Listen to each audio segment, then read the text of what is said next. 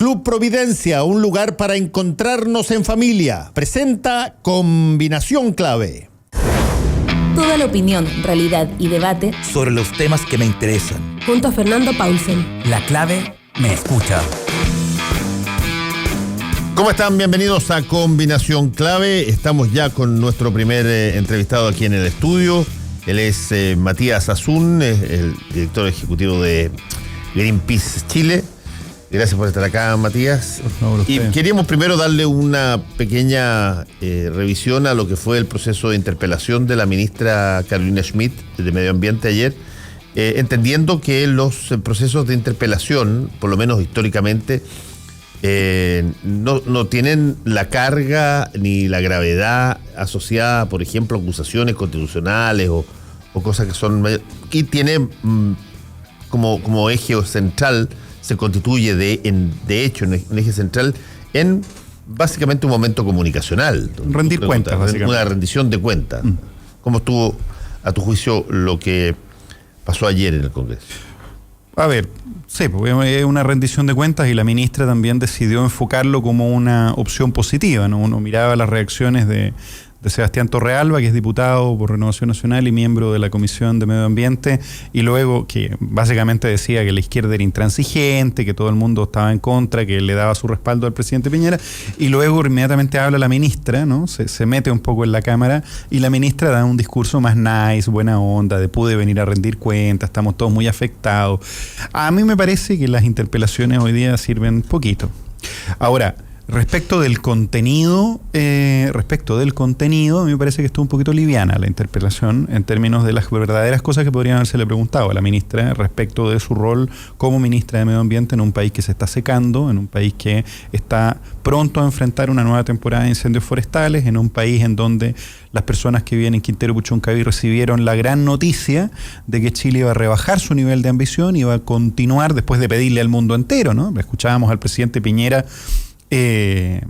parecía, ¿no?, heroico en sus frases cuando el año pasado nos decía que Chile iba a liderar un proceso de ambición climática mundial, y resulta que la gran novedad es que lo único que vamos a hacer es esperar que las centrales se apaguen de a poco, sin un costo para la empresa, lo que quiere decir básicamente que dejen de ser rentables para las empresas y que por lo tanto no vamos a gastar ni un peso en evitar que la gente en Quintero Puchuncaví deje de estar contaminada. Entonces la ministra ayer apela a un discurso emocional, dijo, si mal no recuerdo, conté unas 27 veces que teníamos que trabajar todos juntos en construir un país mejor, pero ella básicamente no ha hecho, en su calidad de ministra, nada por mejorar las normas de azufre, que todos los días tienen pics y por lo tanto detonan los episodios críticos en Quintero Puchuncaví. Es decir, todo casi... Es raro el día en donde esto no ocurre en Quintero Puchuncaví, ¿no? En las zonas de sacrificio. Es raro el día en donde la contaminación no supera los niveles permitidos por una norma que ya de por sí es laxa y tiene que superarse 300 veces, ¿no?, para que haya realmente una posibilidad de actuación, lo que significa básicamente que es como, hace algún tiempo di el examen cuando di el examen de manejo, uno podía responder mal 3 preguntas, ¿sí? Es decir, yo podía responder mal 3 veces si hay que frenar, mirar para los lados y pasar, o acelerar frente a una luz roja. ¿Sí? En Chile el examen de manejo te lo permitía hace algunos años, ¿no? No sé si lo sigue haciendo ahora, pero básicamente el equivalente que tendríamos en la manera en la que el Ministerio de Medio Ambiente ha manejado esta situación equivale a responder más o menos 300 veces mal esa pregunta. No frenar frente a una luz roja. Y eso es claro abandono de tareas, pues es claro abandono de deberes. Y esa pregunta no se le hizo ayer a la ministra, ¿no? Ella dice, disculpas a los que están contaminados. Sí, pero los están matando todos los días, ¿no? Las centrales a carbón todos los días matan a las personas que viven en las zonas de sacrificio. Y les dijimos que los vamos a dejar contaminados por 21 años más. Entonces, no se entiende. Y eso no estuvo en la conversación. Ahora, ahí además hay un quizás agravante en esa situación, porque hay un fallo de la Corte Suprema en el ámbito de Quintero Puchuncaví. Que me dio a mí y a varios ambientalistas más, en representación de nuestras organizaciones, la razón. Es un agrado que me digan que tengo razón para corregir al presidente de la República. Que él decía que estaba haciendo todo perfecto. ¿Y por qué dice que te dio a ti? Pues Greenpeace es parte de las organizaciones que estuvo presentando junto con todo el mundo ambiental Y por lo tanto, nosotros somos parte de ese juicio. No es que hubo un fallo. Fue un fallo que le tuvimos que meter al gobierno, fue un trabajo que tuvimos que hacer, que lideraron la Defensoría Ambiental, FIME y varias organizaciones de abogados más, para rectificar que efectivamente se respetaran las legislaciones vigentes, que las poquitas que hay, que permiten defender la vida y el medio ambiente en Chile.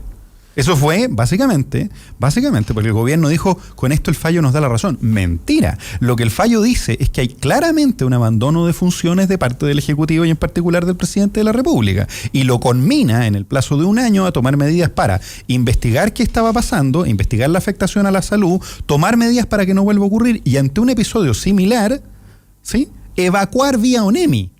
Entonces, en términos prácticos, lo que dijeron era que teníamos un Chernobyl en términos ambientales. Ahora, cuando hay un fallo que se presenta tan directamente como el que acabas de describir, Sí. ¿cuál es la razón Tapaboca para al presidente, básicamente. sí, pero ¿cuál es la razón para que no se pueda implementar? No hay razones. Y esa es parte de de las cosas que yo creo que podrían habérsele preguntado de manera más directa ayer a la ministra. ¿Por qué el fallo es de mayo del año pasado? Y le dio un año perentorio de cumplimiento, ¿no? Ustedes ayer conversaban con Alejandra Donoso de la Defensoría Ambiental, en donde ella en última mirada explicaba todo lo que no se ha hecho y las respuestas mediocres que ha dado la autoridad ambiental en particular, también las autoridades en salud, ¿no? El ministro Mañalich viene de la greda, pues, ¿no? Le tembló la mano, ¿no? Él que se pinta como un tipo duro, pero le tembló la mano a la hora de cerrar la fundición de Codelco. Él lo amenazó, dijo yo voy a tomar medidas, le tocó el escándalo de la greda al ministro Mañalich siendo ministro de salud y le tembló la mano, no se atrevió, ¿no? Fue cobarde en términos de atreverse a decirle a Codelco que era lo que realmente tenía que hacer, y hoy este gobierno está haciendo exactamente lo mismo, actuando de manera cobarde y cómplice con quienes hoy están contaminando, que son fundamentalmente aquellos responsables de las emisiones de azufre, como la fundición de Codelco Ventanas, y también las termoeléctricas que están ubicadas en la zona, ¿sí? Y para que no me digan que solo pegó para un lado, lo digo de manera muy clara, aprobadas de manera ilegal en los últimos días del gobierno de Michelle Bachelet. ¿Sí? Entonces, en términos muy claros, lo que hay que hacer en ese lugar es tomar medidas mucho más consistentes que no hemos visto. Y por lo tanto, a nuestro juicio, el fallo de la Corte Suprema no se está cumpliendo, por lo tanto, esperen medidas judiciales de nuevo. Lo que nos lleva a pensar, tal cual tú preguntabas ayer, ¿qué es lo que pasa cuando no hay controles, cuando no hay supervisión, ¿no? ¿Por qué en términos generales en Chile un ministerio, un conjunto de ministerios y el Ejecutivo literalmente no responden ante los fallos de la Corte Suprema? No se hacen responsables. Y eso pasa porque en Chile no hay contrapesos, no hay equilibrio en términos administrativos para hacer cumplir esas medidas, cuestión que por cierto podría mejorarse en la Constitución. A ver, estamos conversando con Matías Azun, director nacional de Greenpeace, y estábamos viendo lo que fue ayer la interpelación a la ministra Carolina Schmidt, y tú mencionaste que esta situación no tiene que ver necesariamente con este gobierno, sino que tiene que ver con una constante que se viene dando hace tiempo. Sí. Y aquí hay una situación que de alguna manera, creo yo, debe plantearse o debiera plantearse en una forma bien categórica a la población, sí, entendiendo de que probablemente hace 30 años mucha gente no creía o miraba todo lo que se tenía relación con el calentamiento global o el cambio climático como una suerte de exageración, en fin. Hoy día hay muy pocos que pueden señalar una cosa como esa. Por lo tanto, las cosas que se tienen que hacer o que se van a tener que hacer para enfrentar la crisis hídrica, el problema de contaminación, van a tener que eventualmente ser mucho más drásticas y mucho más perentorias.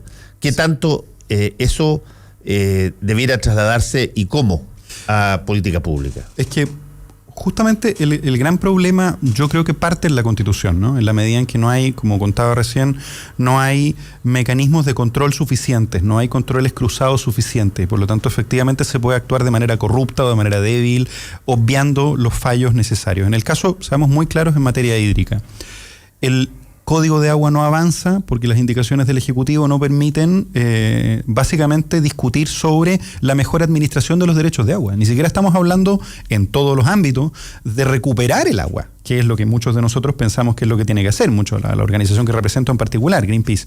Ahora, y lo ha dicho miles de veces el vocero de Modatima, Rodrigo Mundaca. Ahora, en términos específicos, esas conversaciones no avanzan porque están bloqueados por el Poder Ejecutivo en este momento, ¿no? No avanza una ley de glaciares. No avanza tampoco a la velocidad que queremos una ley de humedales urbanas. Proyectos de ley que están. Proyectos de ley que están. Cuando se presenta el proyecto de ley de cambio climático, lo que no viene es la partida de presupuestos para que cada uno de los sectores, de los encargados sectoriales, pueda desarrollar planes específicos de mitigación de cambio climático. Eso ya no existe.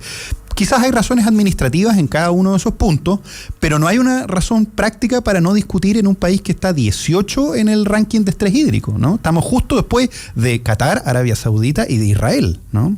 Y cualquier persona que venga aterrizando por estos días en Santiago puede mirar cómo luce Santiago, ¿no? Hay agua para plantaciones, pero no hay agua para nada más.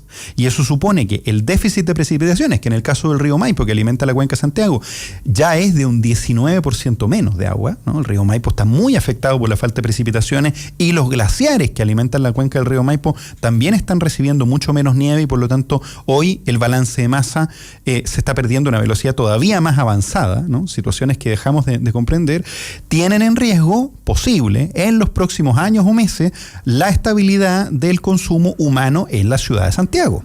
Cuestión que estamos estudiando de manera urgente porque todas las estadísticas nos han sorprendido, cada una de ellas tiene efectos sinérgicos sobre otra. Hay menos precipitaciones, hay más estrés hídrico, no hay mecanismos para hacerlo más eficiente y para nuestro horror, los informes de las empresas sanitarias vinculadas al procesamiento de agua hablan de que se pierde entre un 30 a un 40% de agua porque no la manejan bien, porque es gratis.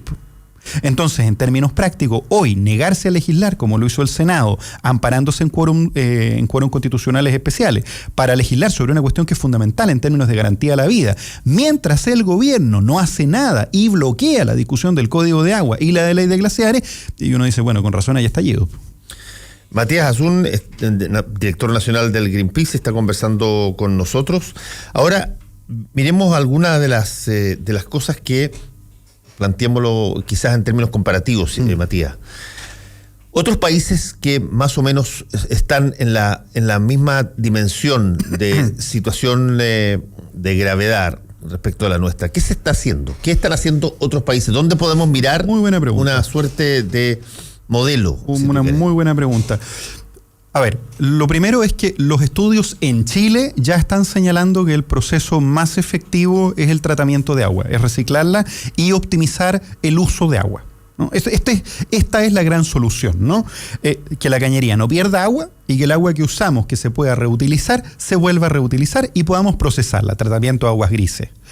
¿Por qué? ¿No? Es lo que está haciendo Israel, lo que están haciendo los países árabes, lo que están haciendo también otras zonas, en el caso de Australia, etcétera, que están reutilizando las aguas, es decir, tienen un manejo optimizado del recurso hídrico. ¿Qué es lo que pasa en Chile, por el contrario, ¿no? La gran solución que se ha ofrecido en estos días, el gran plan para enfrentar el cambio climático, es poner baldes en los ríos, ¿no? Esta idea que ha propuesto la Cámara Chilena de Construcción, empresa, por supuesto, que gana haciendo obras, o construcción, básicamente son cementeros, ¿no? Construyen cosas. Entonces, ¿cuál es la gran solución? Represar los ríos, ¿no? Porque tenemos una convicción en la élite económica de que los ríos son canaletas, en donde el agua se pierde en el mar, frase de su excelencia el presidente de la República, que no le daría muy bien en ciencias naturales. En términos generales, los ríos son parte de ecosistemas y mantienen la vida, por lo tanto, un río, que el agua corra de esa manera, es extremadamente necesario para el Chile como lo conocemos.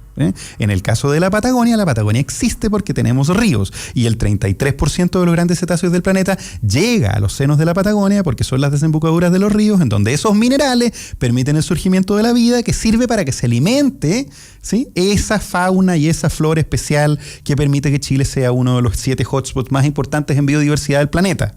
Por tanto, por darle un tapón al río tiene impactos ambientales gravísimos. Dicho eso, es claro que probablemente vamos a necesitar hacer obras hidráulicas, pero tienen este impacto. Vamos a las desalinizadoras. Lo dijo el The Guardian hace 2 semanas. El problema central es que si yo extraigo sal del mar y la devuelvo al mar, porque no hay manera de procesarla de manera efectiva, voy a aumentar en la costa, de manera muy clara, hasta 7 veces el nivel de salinidad, entre 4 a 7 veces el nivel de salinidad que tiene, y por lo tanto la gente se recordará que existe un mar que se llama Mar Muerto, y eso se debe a las tasas de salinidad que tiene. Adivinen qué va a pasar en la costa si llenamos de desalinizadora. Entonces, en términos prácticos, si estamos en un país que se está secando, lo que necesitamos es recuperar control sobre los recursos hídricos de manera centralizada y transparente y regulada, porque hoy día hay un mercado de agua que no está regulado. Eso es lo que estamos pidiendo, eso es lo que no puede ocurrir fundamentalmente por inacción del gobierno o por acción opositora del gobierno en torno a regular esta materia, y en la medida en que tengamos una constitución que resguarda que eso no ocurra en términos objetivos, ¿no? Básicamente permite que 12 senadores le ganen a 24 porque no juntan los 29 necesarios por una cuestión tan básica como garantizar el resguardo de los derechos humanos y el resguardo a la vida vía el agua. Es fundamental. Por eso es que nos parece tan necesaria una nueva constitución para Chile que permita resolver estos temas, que permita resolver cómo vamos a finalmente garantizar la protección de los ecosistemas y de las personas en Chile. Y desde ese punto, supongamos que se pudiera, o que se supone que se va a poder, claro, algo que lo saboteen. Lógico, pero estoy hablando en términos incluso gubernamentales, que se toma la decisión de hacerlo. Sí. ¿Cómo se parte? Te lo pregunto porque normalmente cuando pasan este tipo de situaciones, pronto surge una comunicación a la ciudadanía que de alguna manera habla de esta manera. Tenemos que ponernos todos, qué sé yo, en disposición de cuidar el agua y miremos primero lo que cada uno hace en su casa. Sí. Y debiéramos cambiar cada uno nuestros comportamientos, dúchense 3 minutos, no dilapen el agua en el riego del jardín, qué sé yo. Sí. Combinen, si tienen jardín, claro, pastito con, qué sé yo, lávese los dientes cortando el agua. Exacto. Esto tiene mucho sentido, por cierto. Lógico. Sí.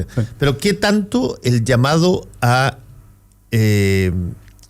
la, digamos, participación conductual de cada uno de los chilenos tiene un efecto que pueda generar un impacto equivalente a si es que hay decisiones o digamos las órdenes?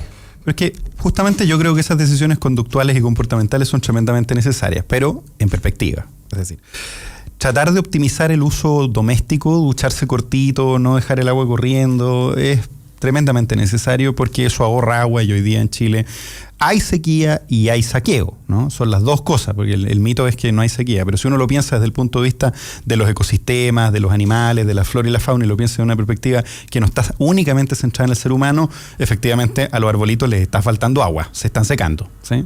Por lo tanto, es ser generoso, reconocer que hay sequía y hay saqueo.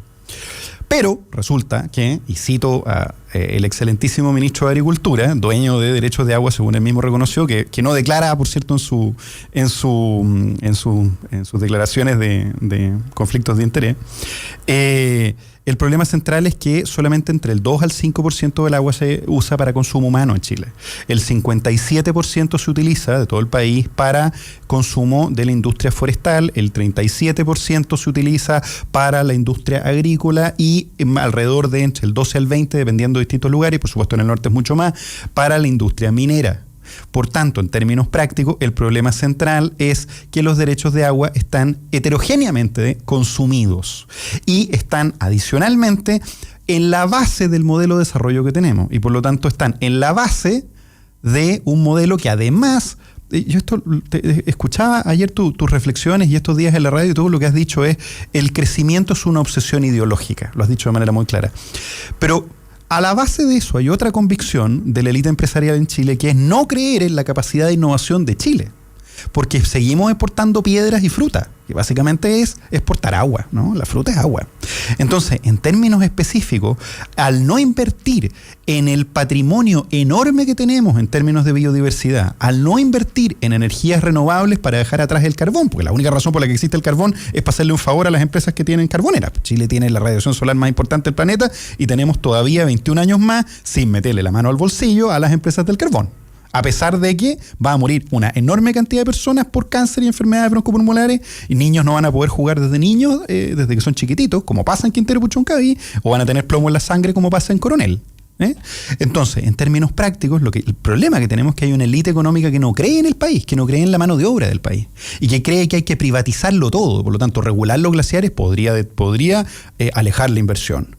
Discutir sobre derechos de agua podría no proteger la inversión. Discutir sobre la propiedad genética de las semillas podría ahuyentar la inversión. Y uno revisa la Constitución de Suiza, ¿no? Y la Constitución de Suiza dice, vamos a resguardar que los recursos hídricos y en particular el agua para consumo humano sean una prioridad y vamos a resguardar como principio máximo en la Constitución que eso esté garantizado como principio fundamental. Respecto del patrimonio genético, lo vamos a considerar parte del patrimonio de toda la humanidad y resguardaremos que no se hagan usos maliciosos ni privativos que impidan el derecho humano a la vida y particularmente el bienestar de las personas. Cuando revisamos sobre basura y residuos, vamos a intentar reducir la cantidad de residuos y además incentivar una industria de reciclaje en la cual quien produce sea responsable para que el círculo sea beneficioso y tengamos realmente una economía circular. Y todos esos credos progresistas de países desarrollados no los tiene la élite económica en Chile. Son muy pocos los casos en donde eso no ocurre.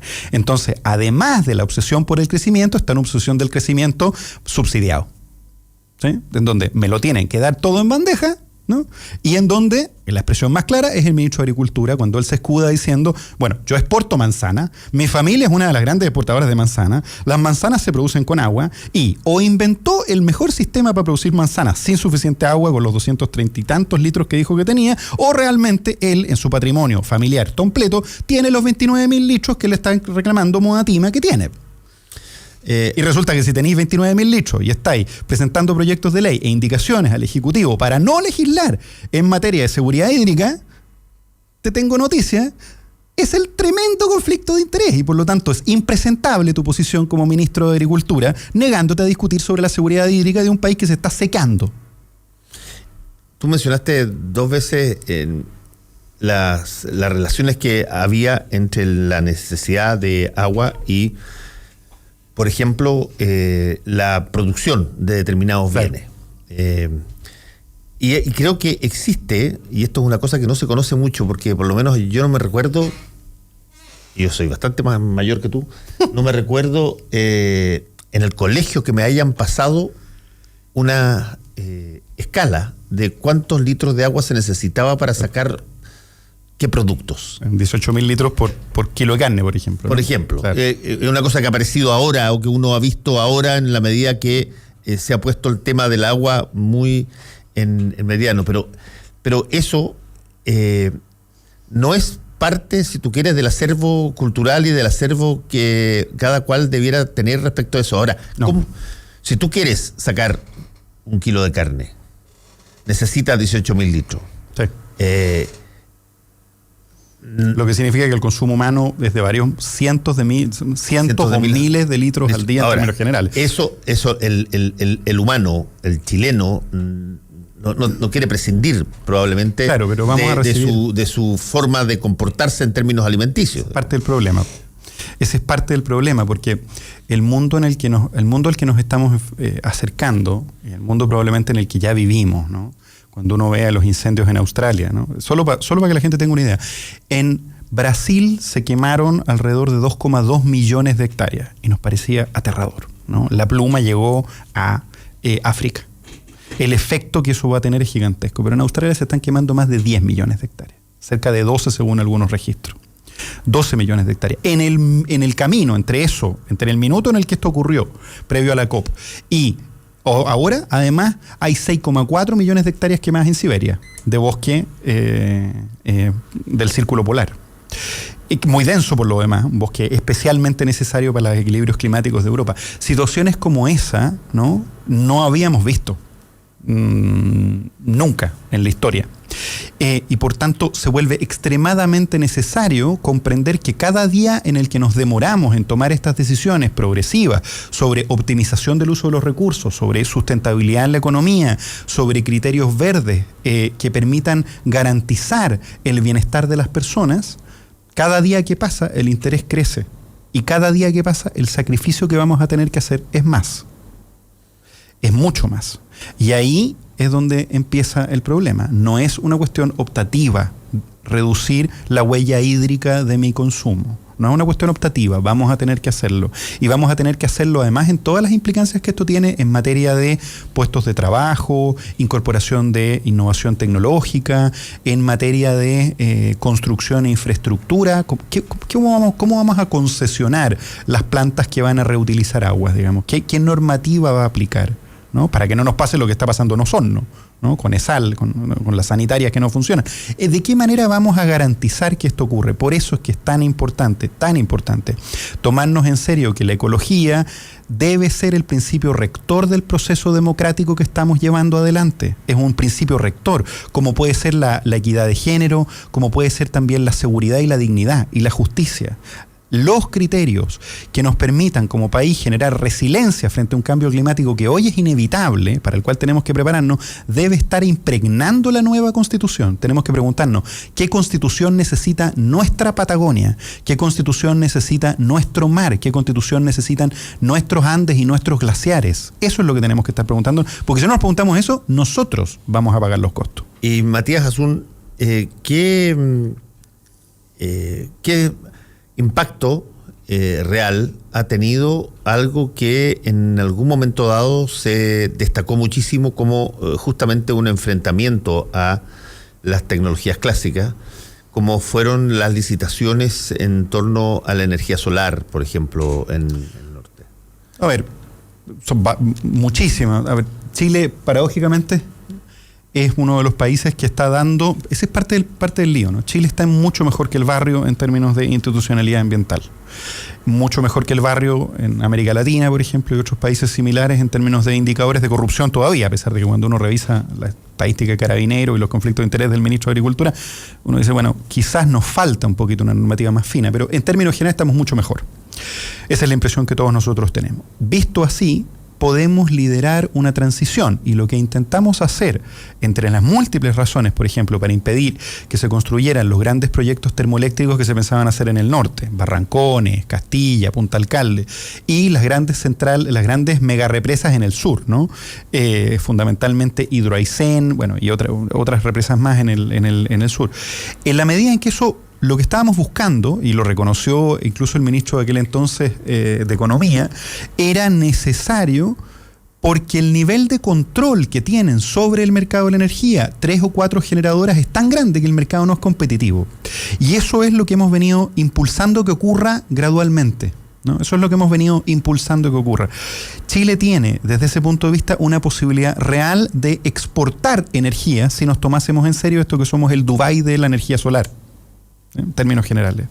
Si pudiésemos tomarnos eso y además permitir que tuviéramos paneles solares en el techo que sean realmente rentables, porque la energía Endesa me la vende a un precio, o Enel, AES Gener, Colbún, pero el panel solar no compite de la misma manera porque la ley de net metering no machea de la misma forma los precios, ¿no? A mí si yo la devuelvo a la matriz, me la paga por precio de costo, pero si me la vende con precio de distribución, Endesa, ¿no? Entonces ellos siempre ganan un porcentaje extra.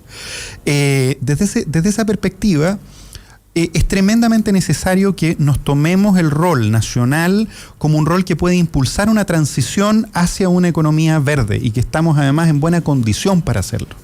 Esto supone enfrentar primero las injusticias distributivas de los recursos naturales que están básicamente acaparados y propietarizados y acaparados. El agua, las concesiones mineras, los permisos forestales, las salmoneras, ¿no? Hay que recordar que la presidenta Bachelet creó una red de parques nacionales, pero que en todo el borde, ¿no? Y esto lo presentamos en la Contraloría, está repleto de salmoneras. Y se crearon los parques nacionales de tal manera que no permiten, ¿no? Que llegan hasta el borde, hasta donde termina la tierra. Ahí termina el parque nacional. ¿Qué tiene la salmonera para parecer tan nociva, digamos? Porque, a ver, uno tiende a pensar, sí, desde su conocimiento mínimo al respecto, pero ahí tú tenemos peces en lagos, peces en mar, peces que alimentan y se portan, y, en fin. Justamente, para no terminar, para que quede clara la última respuesta, para que no parezca un tiro al córner, Chile tiene entonces la posibilidad de liderar, ¿no? En términos generales. Respecto de por qué las salmoneras, la pregunta es sí, efectivamente son peces, a una proporción 7 veces mayor que en otros cultivos acuícolas, que requiere alrededor de 7 a 5 kilos de proteína animal, de pescado, blanco, local, para producir 1 kilo de pescado de salmón, que tiene además una de las tasas de accidentabilidad laboral más altas del país, porque no hay condiciones laborales para trabajar, que tiene además que se consumen, lo ha dicho Seana muchas veces, tú has entrevistado a Lisbeth hablando al respecto, alrededor de 500 veces más consumo de antibióticos, y aunque tengan vida media, en los hechos, muchas veces se rechazan exportaciones de Chile por salmones porque las trazas de antibióticos son más altas de lo que los países soportan. ¿Qué requiere? Entonces, lo que estoy diciendo es básicamente, lo que hacemos es llenar de antibióticos y químicos que además impiden la formación de moluscos y por lo tanto eliminan la industria de recolección artesanal, generales de mujeres, de recolectores de orilla, y no hay marisco. Por lo tanto, básicamente lo que haces es destruir un territorio, le quitas los peces. Requieren ley de pesca, de hecho, le requieren una ley de pesca que permite que se pueda saquear el mar para proveer de proteína a una industria que tiene este nivel, y por supuesto es el récord en materia de violaciones a la normativa ambiental, que se instala en lugares al punto de destruirlo, que además utiliza tanto plástico como solo en superficie, la región de Valparaíso, ¿no? Solo la región de Chiloé, el plástico que se consume en las redes, que tienen que cambiarse cada 6 meses, que tienen a Calbuco transformado en uno de los peores vertederos de basura industrial del país, uno de los lugares más pobres del país, por cierto, una zona de sacrificio de la industria minera, de la industria acuícola, de los salmoneros.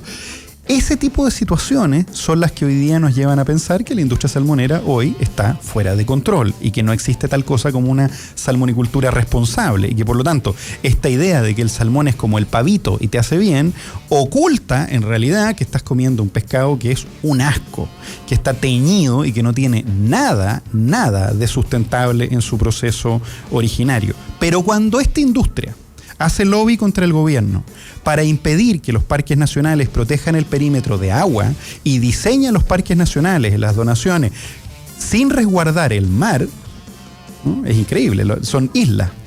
Hay el decreto que crea los parques nacionales, particularmente el Parque Nacional de Cahuéscar, tiene 10 páginas de coordenadas. 10 páginas de coordenadas, porque tuvieron que colocar cada isla y dibujarla en el mapa y colocar las coordenadas de cada uno de los polígonos en el decreto, porque no quisieron proteger el mar. ¿Por qué? Porque está lleno de salmonera, a pesar de ser el hábitat de especies endémicas como el delfín chileno, a pesar de estar estrechamente relacionado, la frase era del presidente, ¿no? Sin azul no hay verde, bueno, ¿no? Parece que sin naranjo no hay verde, pero del otro verde, desde la plata, ¿no? Entonces, bueno, ahí estamos. Esos son los temas pendientes que tenemos en Chile. Matías Azun, director de Greenpeace Chile, muchas gracias por haber estado con nosotros. Por favor, usted. Volvemos en un ratito. Ya sea que estés planificando una reunión o una capacitación, Nogales Hotel and Convention Center cuenta con